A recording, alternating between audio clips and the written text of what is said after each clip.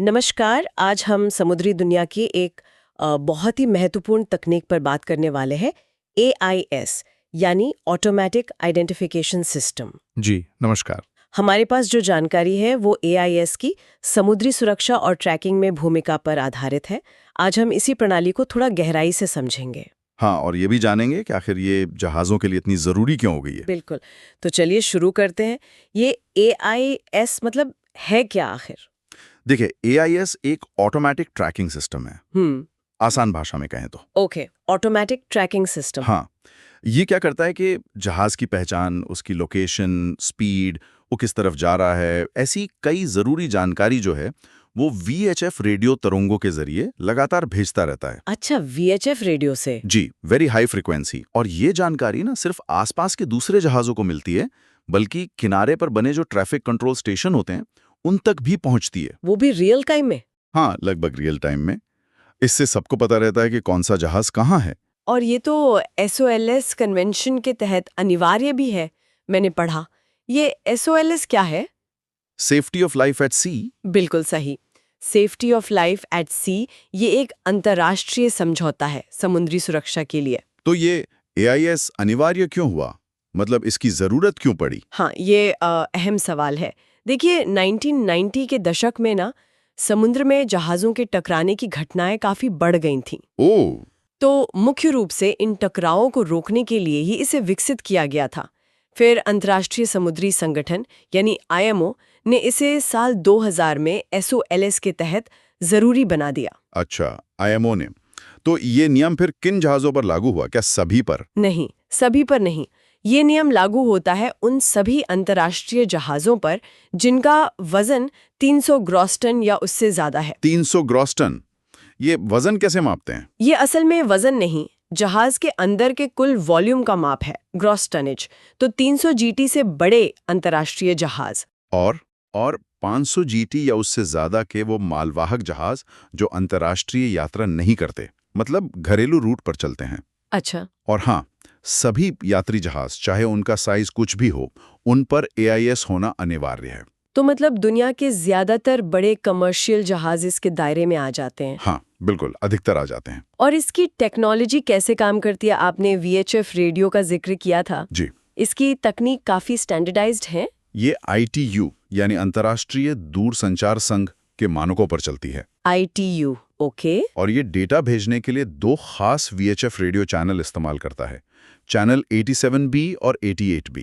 ये फिक्स्ड है। एग्जैक्टली, ताकि AIS का कम्युनिकेशन एकदम साफ और बिना रुकावट के चलता रहे। चलिए अब आते हैं सबसे अहम बात पर।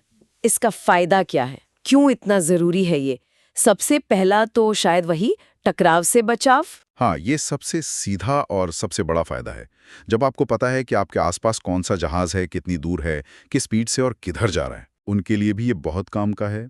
वो अपने इलाके में आने जाने वाले सभी जहाज़ों पर नज़र रख सकते हैं। इससे उन्हें ट्रैफिक मैनेज करने में आसानी होती है। अच्छा, ट्रैफिक मैनेजमेंट। हाँ, पोर्ट के अंदर और बाहर जहाज़ों की आवाजाही को स्मूथ बना सकते हैं। और तो और समुद्री रास्तों की प्लानिंग बेहतर हो सकती है। साथ ही अगर कोई संवेदनशील समुद्री इलाका है, जैसे कोई मरीन पार्क, तो वहाँ जहाज़ों की गतिविधियों पर नज़र रख सकते हैं। पर्यावरण सुरक्षा के लिहाज से भी मतलब? जी बिल्कुल, पर्यावरण की सुरक्षा में भी मदद मिलती है। सुरक्षा का पहलू भी बताया गया है इसमें, जैसे अवैध गतिविधियां रोकना। हाँ, ये भी एक अहम पहलू है। AIS डेटा से अधिकारियों को ये पता लगाने में मदद मिलती है कि कोई जहाज संदिग्ध तरीके से तो नहीं घूम रहा, कहीं वो किसी अवैध काम में तो शामिल नहीं। जैसे कि समुद्री डकैती या तस्करी। हाँ, समुद्री डकैती, आतंकवाद, तस्करी, अवैध मछली पकड़ना, इन सब पर निगरानी रखने और इन्हें रोकने में AIS एक तरह का टूल है। और एक और बात थी पर्यावरण सुरक्षा की। अगर कोई तेल रिसाव जैसी घटना हो जाए तब? हाँ, अगर ऐसी कोई दुर्घटना होती है, हम्म। तो AIS डेटा से ये पता लगाना आसान हो जाता है कि उस समय उस इलाके में कौन-कौन से जहाज मौजूद थे। अच्छा, तो जिम्मेदार जहाज की पहचान जल्दी हो सकती है। बिल्कुल, इससे जांच में और फिर जरूरी एक्शन लेने में तेजी आती है। तो कुल मिलाकर देखें तो AIS आज समुद्री दुनिया का एक अनिवार्य हिस्सा बन चुका है, सुरक्षा के लिए, जहाज़ों के बेहतर संचालन के लिए और निगरानी के लिए। सही कहा। ये जहाज़ों को एक दूसरे को देखने और देखे जाने में मदद करता है, जिससे समुद्र में यात्रा करना पहले से कहीं ज्यादा सुरक्षित हो गया है। बिल्कुल। यहाँ एक बात सोचने वाली है कि कैसे हमारा जो पूरा ग्लोबल ट्रेड है, हमारी समुद्री सुरक्षा है, वो इस तरह की लगभग अदृश्य ऑटोमेटिक प्रणालियों पर कितनी निर्भर है। ये सिस्टम लगातार डेटा भेज रहे हैं, ले रहे हैं बिना रुके। ये तो सही है, हमने कभी इस तरह सोचा नहीं। हाँ, तो सवाल ये उठता है कि ऐसी और कौन सी अदृश्य तकनीकें हैं जिन पर हमारी रोजमर्रा की जिंदगी चुपचाप टिकी हुई है। इस पर गौर किया जा सकता है। नमस्कार, आज हम समुद्री नेविगेशन की दुनिया की एक बेहद अहम तकनीक पर गहराई से बात करेंगे, ऑटोमेटिक आइडेंटिफिकेशन सिस्टम यानी AIS। हमारे पास इससे जुड़ा एक दस्तावेज भी है जिसका शीर्षक है AIS प्रमुख खंड उपयोग और त्रुटि निवारण। तो आज हम समझने की कोशिश करेंगे कि ये AIS उपकरण के मुख्य हिस्से क्या हैं, इसे ठीक से कैसे इस्तेमाल करें और हाँ, इसमें जो आम दिक्कतें आती हैं उनसे कैसे निपटें। सोचिए, ये वो तकनीक है जो समंदर में जहाज़ों को एक दूसरे के बारे में बताती है, टकराव टालने में मदद करती है। चलिए शुरू करते हैं। बिल्कुल। AIS सिर्फ स्क्रीन पर एक निशान भर नहीं है।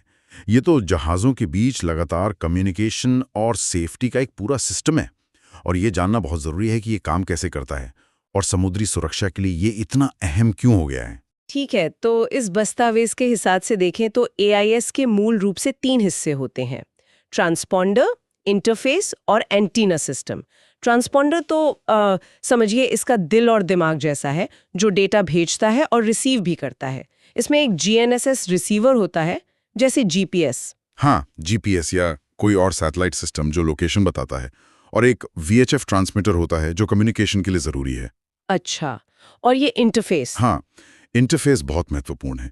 समझिए ये AIS की नसें हैं जो इसे जहाज के दूसरे सेंसस से जोड़ती हैं, जैसे जायरो कंपास हो गया दिशा के लिए। अच्छा।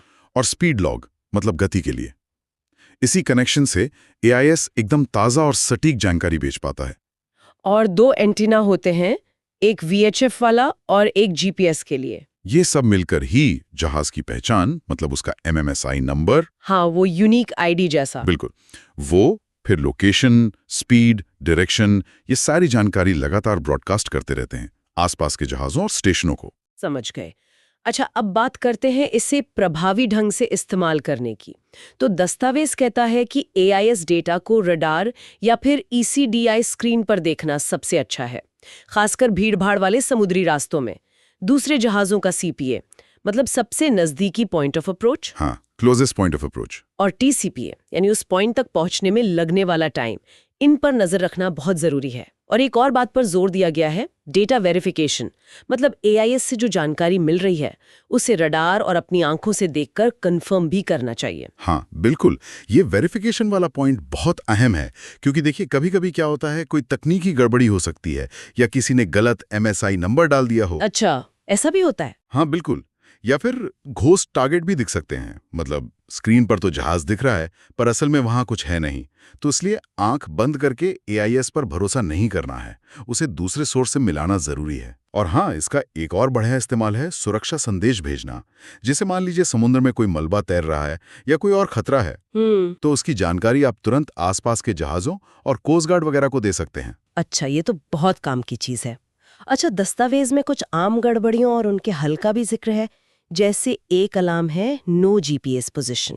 हाँ, ये तो नाम से ही साफ है, मतलब GPS का सिग्नल नहीं मिल रहा। और एक और है एंटेना VSW फॉल्ट। ये क्या होता है? VSW मतलब वोल्टेज स्टैंडिंग वेव रेशियो। ये एंटेना सिस्टम में किसी दिक्कत का संकेत है, मतलब सिग्नल ठीक से ट्रांसमिट नहीं हो रहा, शायद कुछ रिफ्लेक्ट होकर वापस आ रहा है। ओह, ठीक है, तो इनके समाधान भी बताए गए हैं? हाँ बिल्कुल, जैसे GPS सिग्नल ना मिले तो पहले तो एंटेना का कनेक्शन चेक करो, देखो कहीं कोई रुकावट तो नहीं, या फिर जहाज पर जो बैकअप पोजीशनिंग सिस्टम है उसे इस्तेमाल करो। और अगर एंटेना फॉल्ट के लिए वायरिंग या केबल की जांच करनी पड़ती है, देखना होता है कहीं लूज कनेक्शन तो नहीं या केबल खराब तो नहीं हो गया। और अगर डेटा ही गलत दिख रहा हो, जैसे लोकेशन या स्पीड, हाँ, तो फिर जो बाहरी सेंसर्स हैं, जायरो कंपास, स्पीड लॉग, उनके कनेक्शन चेक करने चाहिए। हो सकता है वहां से डेटा ठीक से AIS तक नहीं पहुंच रहा हो। और अगर जहाज की पहचान गलत आ रही हो, मतलब MMSI नंबर गलत दिख रहा हो? तो फिर सही कोड पता करके जो रजिस्ट्रेशन अथॉरिटी से मिलता है उसे सिस्टम में दोबारा फीड करना होता है। समझ गई। और कुछ अलार्म्स ऐसे भी हैं जिन पर शायद तुरंत ध्यान देना जरूरी होता है, जैसे डेटा ट्रांसमिट एरर। हाँ बिल्कुल। इसका मतलब है कि आपका AIS सिस्टम डेटा भेज नहीं पा रहा है, तो फौरन VHF एंटीना चेक करना चाहिए। या फिर टेक्स्ट मैसेज रिसीव्ड। इसका मतलब है किसी ने आपको टेक्स्ट मैसेज भेजा है AIS के जरिए, उसे तुरंत पढ़ना चाहिए। कोई जरूरी सूचना हो सकती है। ठीक है। और देखिए, इन सिस्टम्स को हमेशा चालू और सही हालत में रखना बहुत जरूरी है, जैसा कि IMO और ISM कोड में भी कहा गया है। इसके लिए नियमित जांच होती है, रोज की चेकिंग, महीने में डिटेल्ड टेस्टिंग और साल में एक बार सर्टिफिकेशन। अच्छा, ये सब नियम है। हाँ, ताकि ये पक्का रहे कि AIS सिस्टम भरोसे के लायक है और सही काम कर रहा है। इसमें एंटीना, डेटा की एक्यूरेसी, सेंसर का इंटीग्रेशन, अलार्म सिस्टम सब कुछ चेक होता है। तो कुल मिलाकर ये साफ है कि AIS आज समुद्री सुरक्षा का एक बहुत ही अहम हिस्सा है, और इसका सही चलना, इसका रख-रखाव, ये सब इसकी प्रभावशीलता के लिए बहुत जरूरी है। ये सिर्फ एक तकनीकी गैजेट नहीं है, बल्कि समुद्र में नाविकों के लिए वाकई एक एक्स्ट्रा आंख और कान की तरह है। बिल्कुल सही कहा, और यहीं पर एक सोचने वाली बात भी आती है। जैसे जैसे हम इन डिजिटल सिस्टम्स पर निर्भर होते जा रहे हैं, तो क्या होगा अगर AIS जैसी जरूरी प्रणालियां किसी बाहरी छेड़छाड़ या साइबर हमले का शिकार हो जाएं? इनकी अपनी सुरक्षा कितनी मजबूत है, खासकर जब ये सीधे जहाज़ों के रूट और टकराव से बचाव से जुड़ी हैं? तो भविष्य को देखते हुए इस पहलू पर भी गंभीरता से विचार करने की जरूरत है ना? नमस्कार।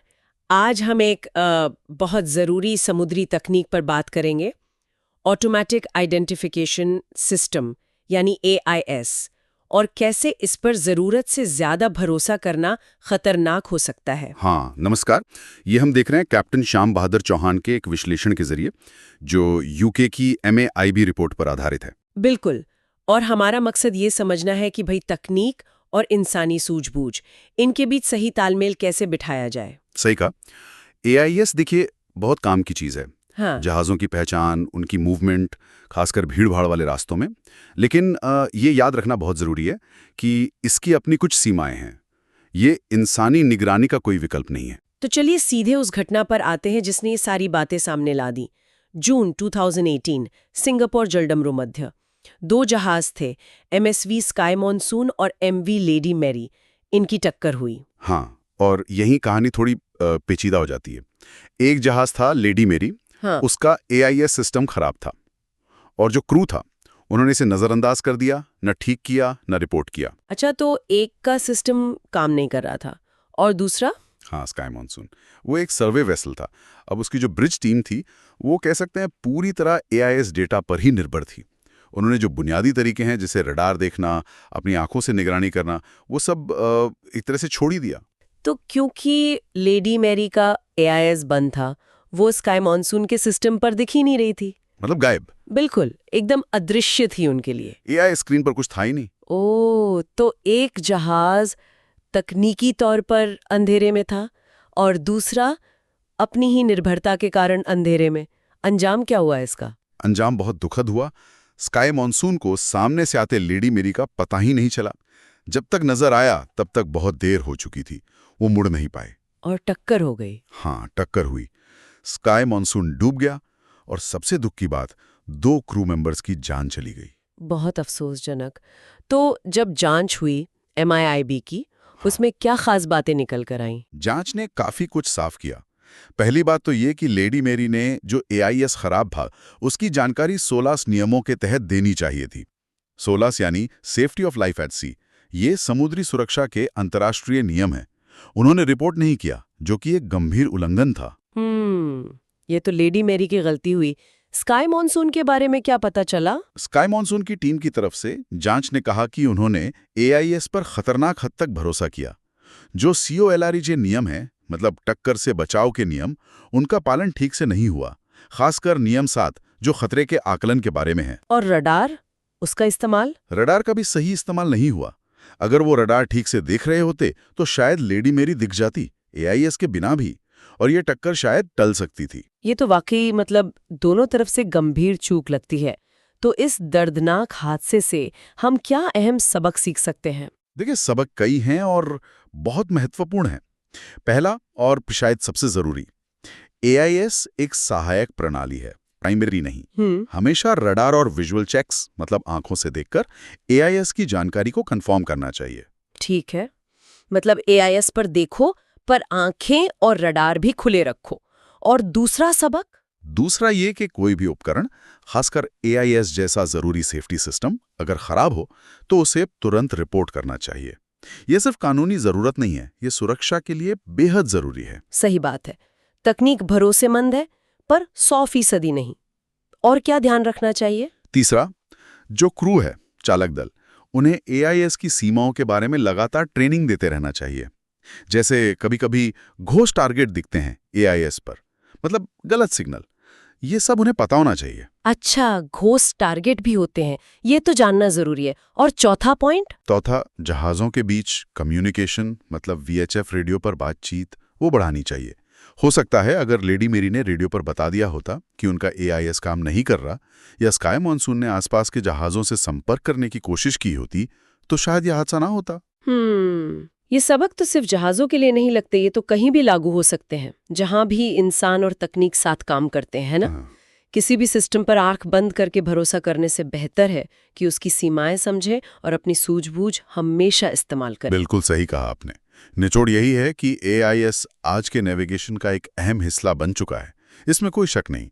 लेकिन इसकी असली कीमत तभी है जब इसकी नियमित जांच हो, इस्तेमाल करने वाले चौकन्ने हों और इसे बाकी उपकरणों के साथ मिलाकर इस्तेमाल किया जाए। मतलब एक मल्टी लेयर्ड अप्रोच चाहिए। हाँ, बिल्कुल। 16 आईएमओ की गाइडलाइंस, कंपनी का अपना सेफ्टी मैनेजमेंट सिस्टम एसएमएस, इन सब का सख्ती से पालन हो, तभी हम लोगों की, पर्यावरण की, जहाज और उस पर लदे सामान की सुरक्षा पक्की कर सकते हैं। तो इस पूरी बातचीत के बाद सोचने वाली बात ये रह जाती है कि हम अपनी रोजमर्रा की जिंदगी में किन तकनीकों पर शायद जाने अनजाने जरूरत से ज्यादा निर्भर हो गए हैं, और कहाँ हमें अपनी सतर्कता, अपनी सूझबूझ और हाँ, अपने बैकअप प्लान पर ज्यादा ध्यान देने की जरूरत है।